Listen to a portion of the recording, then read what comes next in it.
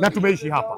Naam, tumefika tamati ya siku ya leo ambayo ilikuwa ni siku ya mashujaa. Wametajwa mashujaa wengi sana kutoka Pwani, akina Ronald Ngala, akina Mama Katilili Wamenza kutoka kule maeneo ya Kilifi. Na pia vile vile tusahau wale mashujaa wengine ambao wametajwa, akina Jomo Kenyatta, akina Bildad Kagia, akina Paul Ngei na wengine wengi ambao wametajwa hapa. Zaidi ya yote ni shujaa mgeni sana ambaye tulimstiri jana, Raila Amolo Odinga. Sijui umeionaje siku ya leo?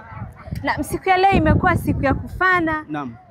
Kila mtu amehimizwa kuhusu kuhakikisha wameadumisha amani, wamechukua kura, wanaosubiria kupiga kura. Tumekumbushwa pia kuhusu mashujaa waliopigana ili nchi ya Kenya ipate uhuru, waliomwaga damu. Shujaa kama vile Dedan Kimathi.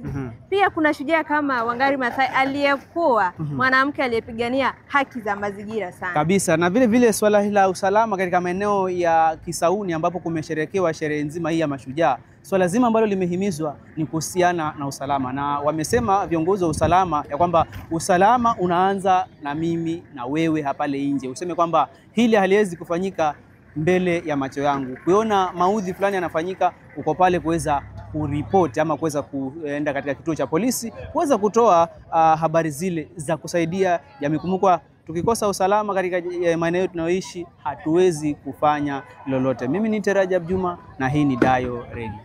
Naam, tunasema kwa sasa tudumishe amani jamani wenzangu. Mimi ni Mary Kavesa.